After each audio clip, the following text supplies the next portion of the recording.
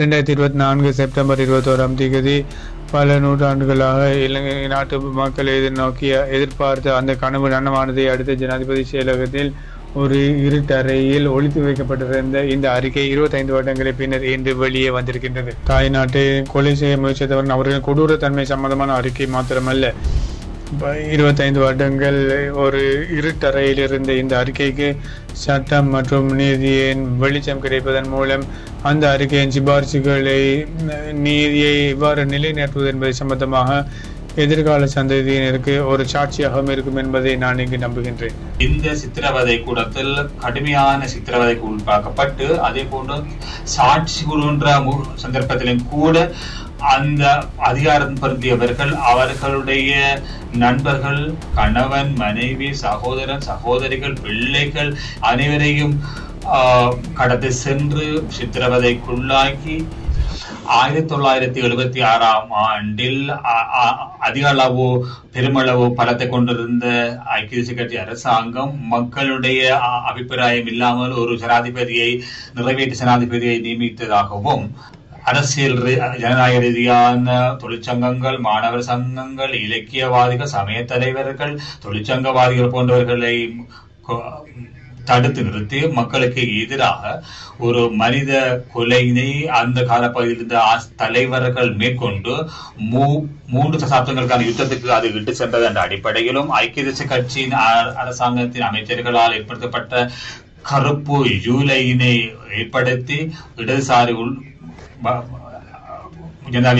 மக்கள் விடுதலை முன்னணி உள்ளிட்டவர்களை அழித்தொழிப்பதற்காகவும் ரோகண விஜய் வீர தோழர் முன்வைக்கப்பட்டிருந்த அந்த வழக்கின் நடவடிக்கைகள் செல்லுபடியற்றதாக்குவதற்கு நடவடிக்கையை முன்னெடுத்து சட்டவிரோதமான ஜனநாயக விரோதமான ஆட்சி முறையில் அரச பயங்கரவாதத்தை ஒரே ஆட்சியாக கொண்டிருந்த கொலைகார ஏகாதிப அரசியலாக காணப்பட்டிருந்தது. எவ்வளவு கடுமையாக அவற்றை மூடி மறைக்க முயற்சித்தாலும் கூட, வரலாற்றை மூடி மறைக்க அவர்கள் பெருமளவு முயற்சித்தாலும் கூட, மக்களாலும் மக்களுடைய வரலாற்றிலே எழுதப்படுகின்ற வரலாறு கடந்த செப்டம்பர் 21 இருந்து ஆரம்பிக்கப்பட்டிருப்பதை நீங்கள் நன்றாக அறிவீர்கள். இந்த 1989-90 போன்ற காலப்பகுதியிலே அரசாங்கத்தினால் மேற்கொள்ளப்பட்ட தலையீடுகள், ஆயிரக்கணக்கானவர்கள் கொலை செய்யப்பட்ட பட்டரந்தையில் நட செய்யப்பட்ட பெருமளவிலான வதை கூடம் தொடர்பாகவும் சித்திரவதை தொடர்பாகவும் சர்வதேச ரீதியாகவும் தேசிய ரீதியாகவும் அக்கறைகள் செலுத்தப்படுகின்றன.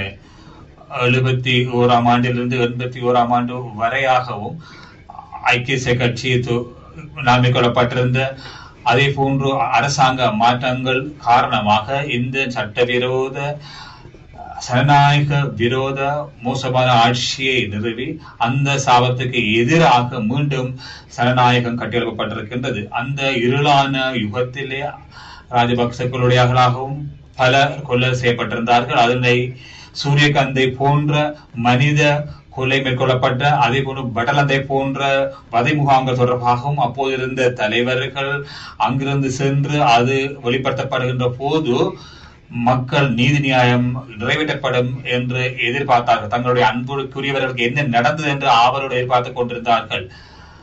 அந்த கொடூரமான விளைச்சமான அரசியல் கலாச்சாரம் பூர்த்தி செய்வதற்கு அவர்கள் முயற்சித்தார்கள். 1998 ஆண்டின் ஆணைக்குழு சட்டத்தின் ஊடாக 2 வாசகத்தின் பிரகாரம் 1995 ஆண்டு டிசம்பர் 15 புதிய அதிகார பத்திரத்தின் ஊடாக 95 ஆண்டு டிசம்பர் 19 209/8 என்ற அதிவிசேட வர்த்தமானி பத்திரம் மூலமாகவும் இந்த வட்டாரந்த வீடமைப்பு திட்டத்தில் சட்டவிரோதமாக தடுத்து வைக்கப்பட்டிருந்த சித்திரவதை முகாம் நட செல்லப்பட்டது தொடர்பாக விசாரணை மேற்கொள்வதற்காக அக்கால பகுதியில் சந்திரிகா பண்டாரநாயக்க ஜனாதிபதி அவர்கள் அந்த ஆணைக்குழுவை நிறுவினார். கால இல்லை நீண்ட காலமாக நீடிக்கப்பட்டதன் பின்னர் அதனுடைய இறுதி அறிக்கை 1998 ஆண்டு மே மாதம் 28 அந்த ஆணைக்குழுவின் செயலாளர் GKD பெரேரா அவர்களால் ஜனாதிபதி செயலாளருக்கு விழித்து அந்த கடிதம் அனுப்பி இருக்கின்றார். அதிலே ஜனாதிபதி செயலாளர் பட்டலந்த விசாரணை ஆணைக்குள் தொடர்புடைய ஆவணங்கள், கடிதங்கள் தேசிய சுவடிகள் கூடல் காப்பகத்துக்கு வழங்கப்பட்டிருக்கின்றது. இந்த ஜனாதிபதி ஆணைக்குழுவின் இறுதி அறிக்கைகள் உள்ளிட்ட குறிப்பிட்ட ஆவணங்களும் கோப்புகளும் 1998 ஆண்டு மே மாதம் 20ஆம் தேதி தேசிய சுவடிகள் கூட காப்பகத்திற்கு பணிப்பாளருக்கு என்னால் அனுப்பப்பட்டிருக்கின்றது. அவ்வாறு பாரமளிக்கப்பட்டிருந்த பட்டியல் பிரான்சைஸ் போமுடைய படிவும் தேவையான நடவடிக்கைகளுக்காக இத்தோடு இணைத்து அனுப்பப்பட்டுள்ளதாக கூறுகின்றேன். பெரேரா, செயலாளர், ஜனாதிபதி விசாரணை ஆணைக்குழு.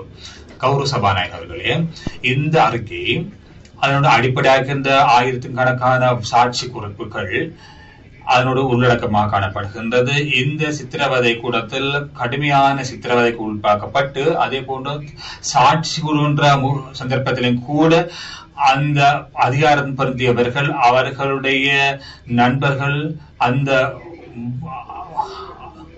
ஆயிரக்கணக்கானவர்கள் உயிருக்கு அச்சுறுத்தலாக இருக்கின்ற ஒரு காலப்பகுதியில் அந்த உயிர் அச்சுறுத்தலையும் கருத்தில் கொள்ளாது இந்த ஆணைக்குழுக்கு சாட்சியம் வளர்ப்பதற்கு முன்வந்ததான் அதனை இயலுமாக்கக்கூடியதாக இருந்தது. அதே போல் தங்களுடைய கணவன், மனைவி, சகோதரன், சகோதரிகள், பிள்ளைகள் அனைவரையும் கடந்து சென்று சித்திரவதைக்குள்ளாக்கி அந்த வேதனைகளை அவர்கள் உள்ளடக்கி அதனை மறந்து மிகவும் மனோராணி சரவணமுத்து போன்ற அம்மாக்கள், தகப்பன்கள், பிள்ளைகள், காதலர்கள், காதலிகள், சகோதர சகோதரிகள் அந்த காயம் மீண்டும் மீண்டும் தாங்கிக் கொண்டு இந்த ஆணைக்குழுக்கு அழுது பிரலாபித்து இந்த ஆணைக்குழு ஊடாக எங்களுடைய உறவுகளுக்கு நியாயம் கிடைக்கும் என்ற எதிர்பார்ப்பில் அவர்கள் சாட்சியம் வழங்கியிருந்தார்கள் என்று நீங்க நம்புகிறீர்கள் நான் நினைக்கின்றேன். அந்த இறுதி அறிக்கை 98 மே மாதம் 22ஆம் தேதிக்கு முன்தினம் அப்போ இந்த சந்திரிகா அவர்களுக்கு அந்த அறிக்கை சமர்ப்பிக்கப்பட்டிருக்க வேண்டும் என்று தெளிவாகின்றது. இருந்தாலும் தேசிய சுவடிகள் கூட காப்பகத்தில் அனுப்பப்பட்டுள்ள இந்த அறிக்கையினுடைய பிரதி அவரால் சட்டமா அதிபருக்கு அனுப்படாத காரணம் தெளிவாக இல்லாதாலும் கூட இப்பொழுது இது தெளிவாக விளங்குகின்றது. 2000 ஆண்டு மார்ச் மாதம் அரசு அழுத்தகரை விழித்து ஜனாதிபதியின் மேலதிக செயலாளர் கருணாத்னா அவரால் அனுப்பப்பட்ட கடிதத்தில் தெளிவாக குறிப்பிடப்பட்டிருப்பது மேற்கோள் மேலதிக ஜனாதிபதி அவர்களுடைய அறிவுறுத்தல் அடிப்படையில் அறிக்கையினுடைய சிங்கள, தமிழ் அறிக்கைகளை பிரசுரித்து அனுப்புவதற்கு நடவடிக்கை முன்னெடுக்குமாறு கேட்டுக்கொள்கின்றோம். சிங்களம், தமிழ் ஆகிய பிரதிகள் அடங்கிய இருதட்டுக்கள் 2 வீதம் 4 உங்களுக்கு அனுப்பப்படுகின்றது என்றும் மார்ச் 27ஆம் தேதிக்கு முன்பதாக எனக்கு அனுப்புமாறும் கேட்கப்பட்டிருக்கின்றது கடிதத்தினூடாக. கௌரவ சபாநாயகர்களே, அந்த 700க்கும் அதிகமான அனுப்பப்பட வேண்டிய அறிக்கைகள் இன்னும் சட்டம் ஆய்வு திணைக்களத்துக்கு அனுப்பப்படவில்லை. அந்த அறிக்கை தொடர்பாக அதனுடைய உண்மையான சந்தேக நபர்களுக்கு தண்டனை வழங்குவதற்கு, அந்த விருந்து விலப்புரைகளை நடத்துவதற்கும் அது ஒரு அரசியல் பந்தாக பரிமாறிக்கொள்ளப்பட்டது என்பது தெளிவாகின்றது. இந்த ஆணைக்குழுவின் பிரதான சந்தேக நபராக இருக்கின்ற ஒருவர் அல் ஜசீரா ஊடகத்திலே குறிப்பிட்ட அடிப்படையில் அது பாராளுமன்றத்தில் சமர்ப்பிக்கப்பட்டிருக்கவில்லை. ஆகவே உயிர் அச்சுறுத்தலை தாங்கிக் கொண்டு உள்ளத்தில் இருந்த ரணங்களை வைத்துக் கொண்டு மீண்டும் மீண்டும் அதை தாங்கிக் கொண்டு சாட்சியத்துக்கு வருகின்ற ஆயிரக்கணக்கான மக்களுடைய, பெண்களுடைய கடுமையான அபிலாசைகளும் ஆழமான மன பதிவுகளை காண்பிக்கப்பட்டிருப்பது கொலை செய்யப்பட்டுள்ள அந்த அடிப்படையில் தான்.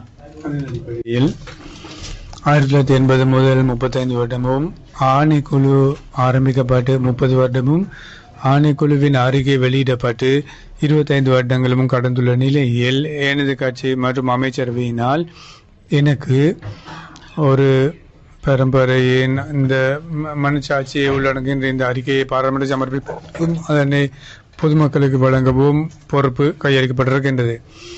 போராட்டத்தில் பாதிக்கப்பட்டவர்கள் அவர்கள் எதிர்நோக்கி இருக்கின்ற அந்த வேதனைகளை ஒப்பிடும் போது அதனை அளவிடுவதற்கு இந்த 208 அறிக்கையின் மூலம் குறிப்பிட முடியாது. இந்த அறிக்கையை கொலை செய்யப்பட்ட இளைஞர்கள் மற்றும் அவர்களின் அன்பு கோரியவர்களின் அந்த கவலைகள், வேதனைகளை ஒரு சிலதை வெளிப்படுத்தக்கூடியதாக இருக்கின்ற போதிலும் அதனை நியாயமாக தயாரிப்பதற்கு செயற்பட்ட ஆணைக்குழுவின் உறுப்பினர்கள் மற்றும் அதற்கு ஆதரவு வழங்கியவர்களுக்கு நன்றி தெரிவிக்க இதனை வாய்ப்பாக கொள்கின்றேன். மேலும் வரலாற்றில் பொதுமக்களுக்கு எதிராக குற்றங்களை செய்தவர்கள் அந்த பொதுமக்களை அடக்கி ஆள்வதற்காக 35 வருடங்களாக தமது குற்றச்செயல்களை பாதுகாத்து சட்டத்திலிருந்து தம்மை விடுதலை செய்து கொள்வதற்காக அனைத்து விடயங்களையும் ஏற்பாடு செய்திருந்தார்கள். 2024 செப்டம்பர் 21 பல நூற்றாண்டுகளாக இலங்கை நாட்டு மக்கள் எதிர்பார்த்த அந்த கனவு நனவானதை அடுத்த ஜனாதிபதி செயலகத்தில் ஒரு இருட்டறையில் ஒளித்து வைக்கப்பட்டிருந்த இந்த அறிக்கை 25 வருடங்களை பின்னர் இன்று வெளியே வந்திருக்கின்றது. எமது தாய்நாட்டின் ஆழமான இடங்கள் இருக்கின்ற அந்த பல நூறு ஆண்டுகளாக எமது மக்கள் எதிர்நோக்கியிருந்த அந்த கனவை நனவாக்குவதற்காக உயிரிழந்த விஜயதாஸ் லீலாட்சி உள்ளிட்ட அந்த பல பரம்பரையினரின் வேதனைகள் மற்றும் அவர்களின் போராட்டங்கள் சம்பந்தமான விடயங்களை கூறுகின்ற இந்த அறிக்கையை நான் பாராளுமன்றத்தில் சபாபீடத்தில் வைக்கின்றேன். குரு சபாநாயகர் அவர்களே, தென் அமெரிக்காவின் அந்திஸ் பிரதேசத்திலிருந்த அந்த தேசிய அந்த புரட்சியின் ஒரு டுபக்கமாரோ தம்மை கொலை செய்தவர்களுக்கு முன்னால் குறிப்பிட்டதை போன்று நான் மீண்டும் வருவேன், என்னை போன்ற பல மில்லியன் பேருடன் வருவேன் என்று கூறினதை போன்றுதான். அவர் நேர்மையான அந்த கொள்கை ரீதியாக செய்யப்பட்டவர்களை போன்று பல மில்லியன் பேர் ஒன்றிணைந்து எமது வரலாற்று பரம்பரை ஆரம்பிக்கின்ற அந்த போராட்டத்தின் முதலாம் கட்டத்தில் வெற்றி பெற்றிருப்பதன் காரணமாக இன்று இந்த நாட்டு மக்களுக்கும் உலகுக்கும் அறிந்து கொள்ளக்கூடிய வகையில் இந்த அறிக்கையை சமர்ப்பிக்க வாய்ப்பு கிடைத்திருக்கின்றது. கௌரவ சபாநாயகர் அவர்களே, இந்த அறிக்கை இந்த தாய்நாட்டின் உரிமையை பறித்தெடுத்த தாய்நாட்டை கொலை செய்ய முயற்சித்தவர்கள் அவர்களின் கொடூரத்தன்மை சம்பந்தமான அறிக்கை மாத்திரமல்ல, இந்த அறிக்கை தமது அரசியல் தேவைகளுக்காக ஒரு நாட்டையும் பல யுகங்களாக அழித்தது எவ்வாறு என்பதை பற்றியும் அந்த அழிவை வெளிப்படுத்துவதற்காக ஜனநாயகத்துக்காக கிடைத்திருக்கின்ற மக்கள் வாரத்தை தமது வகுப்பை சேர்ந்தவர்களை எவ்வாறு காட்டிக் கொடுப்பது சம்பந்தமாகவும் ஒரு உயிரோட்டமுள்ள ஒரு சான்றாக இருக்கின்றது. 25 வருடங்கள் ஒரு இருட்டறையில் இருந்த இந்த அறிக்கைக்கு சட்டம் மற்றும் நீதியின் வெளிச்சம் கிடைப்பதன் மூலம் அந்த அறிக்கையின் சிபாரிசுகளை நீதியை எவ்வாறு நிலைநாட்டுவது என்பதை சம்பந்தமாக எதிர்கால சந்ததியினருக்கு ஒரு சாட்சியாகவும் இருக்கும் என்பதை நான் இங்கு நம்புகின்றேன். கௌரவ சபாநாயகர் அவர்களே, 1989 ரோஹன் விஜய சகோதரர் உள்ளடங்களாக பல்லாயிரக்கணக்கான சகோதரிகள் நண்பர்கள் கொலை செய்யப்பட்ட பின்னர் எனது உள்ளத்தில் இருந்த ஒரு பாரிய சுமை இருந்தது. அது எனது மாத்திரமல்ல, லட்சக்கணக்கான எமது கட்சியைச் சேர்ந்த உறுப்பினர்களின் நண்பர்களின் மாத்திரமன்றி வரலாற்றில் சரியான பக்கம் இருந்த பல லட்சக்கணக்கான சாதாரண நியாயமான இலங்கையர்களின் உள்ளங்களிலும் படிந்திருந்த ஒரு சுமையாக இருக்கின்றது. 2024 செப்டம்பர் 21 அந்த சுமையிலிருந்து குறிப்பிடத்தக்க அளவு எம் அனைவரினாலும் கீழிறக்கி வைக்கப்பட்டது. ஆனாலும் அந்த சுமையை முற்றுமையாக நாம் குறைக்க முடிவது நியாயமான அந்த பொதுவான மக்களின் போராட்டத்துக்காக உயிரிழந்த பல்வேறு அசோகங்களுக்கு எதிர்நோக்கி அனைவருக்கும் நீதியையும் நிலையாட்டுவதன் மூலமாகும், நீதியையும் நியாயத்தை நிலைநாட்டுவதன் மூலமாகவும் சட்டவிரோதமாக இலங்கையின் அரசாங்கத்தை பறித்தெடுத்த முழு நாட்டையும் அழிவு பாதையில் இட்டு சென்ற பட்லந்தையின் பிரதான குற்றவாளிகளுக்கு எதிராக சட்ட ரீதியாக நடவடிக்கை எடுக்க வேண்டும், தண்டனை வழங்க வேண்டும். 1984 அந்த 89-90 அந்த சிவில் யுத்தத்தின் காரணமாக பல்வேறு அரசியல் கட்சிகளின் பக்கம் இருக்க வேண்டி ஏற்பட்ட பல்வேறு அரசியல் கட்சியுடன் சம்பந்தப்பட்டிருந்த சம்பந்தம் இல்லாத பொதுமக்கள் இந்த சிவில் யுத்தத்துக்கான அடிப்படையை புரிந்து கொண்டு பொதுமக்கள் மத்தியில் அரசியல் கட்சி பேதமின்றி தாய்நாட்டை கட்டியெழுப்பதற்காக இப்போது ஏற்பட்டிருக்கின்ற பொதுவான அந்த ஊக்கத்தை மென்மேலும் வலுவூட்டக்கூடிய வகையில் நல்லிணக்கத்தின் மற்றும் மன்னிப்பு அளிப்பதற்கான பாரிய கைகளை நீட்டி இந்த சுமைகளை நாம் தாய்நாட்டிலிருந்து கீழே இறக்கி வைத்து அதனை அந்த மனச்சாட்சியின் சுமையிலிருந்து விடுவிப்பதாகும். எனவே இந்த பாரிய இன அழிப்பிலிருந்து உண்மையான கொடுமையாளிகளை சட்டத்தை முன் கொண்டு வருவதற்கும் அவர்கள் தமது அதிகாரத்தை தக்க வைப்பதற்காக செய்த அந்த கொடூரமான அரசியல் முறைகள் காரணமாக அந்த கால பகுதியில் பல்வேறு பக்கங்கள் இருக்க வேண்டி ஏற்பட்ட பொதுமக்கள் மத்தியில் நல்லிணக்கம் மற்றும் சகோதரத்தை மென்மேலும் வலுவூட்டுவதற்கும் மீண்டும் ஒருபோதும் எமது தாய் நாட்டில் அவ்வாறான ஒரு கொடூரமான யுகம் ஏற்படாத வகையில் செயற்படுவதையும் திருச்சங்கப்பம் கொண்டு இந்த பட்லங்க அறிக்கை சம்பந்தமாக செயற்படுவதற்கு ஜனாதிபதி உள்ளிட்ட அமைச்சரவை கொள்கை ரீதியாக தீர்மானம் எடுத்திருக்கின்றது. கௌரவசபாநாயகர் அவர்களே, அதற்கமைய இந்த அறிக்கையை சட்டமா அதிபரிடம் சமர்ப்பிப்பதற்கும் இந்த ஆணைக்குழு அறிக்கை சம்பந்தமாக அடுத்த கட்ட நடவடிக்கைகள் மேற்கொள்வதாக ஆலோசனைகளை முன்வைப்பதற்காக ஜனாதிபதியினால் ஒரு விசேட குழுவை நியமனம் செய்வதற்கும், மூன்றாவதாக அதே போன்று பொருத்தமான சந்தர்ப்பத்தில் சம்பந்தமாக பாராளுமன்றத்தில் 2 நாள் விவாதம் ஒன்றை நடத்துவதற்கும் நாம் எதிர்பார்க்கின்றோம். மேலும் இந்த பட்லந்த ஆணைக்குழு அறிக்கையின் சிங்கள, தமிழ், ஆங்கில மொழி மூலமாக நான் பாராளுமன்ற சபாபீடத்தில் வைக்கின்ற இந்த அறிக்கைகள் பாராளுமன்ற உறுப்பினர்களும் பொதுமக்களின் உபயோகத்துக்காக அச்சிடப்பட வேண்டும் என்றும் நான் உங்களுக்கு பிரேரிக்கின்றேன். மேலும் ஆணைக்குழு சம்பந்தமான சாட்சிகளை கொண்ட 28 தொகுதிகளை நாம் எதிர்காலத்தில் பாராளுமன்றத்தில் சமர்ப்பிக்க உத்தேசித்திருக்கின்றேன். தாய் நாடு கொண்டிருக்கின்ற இந்த மனச்சாட்சி சம்பந்தமான சுமையிலிருந்து அதனை முழுமையாக விடுவிப்பதற்கு நியாயத்துக்கும் நீதிக்காகவும் செயற்படுகின்ற அனைவருக்கும் அழைப்பு விடுத்து எனது உரையை நிறைவு செய்கின்றேன். நன்றி.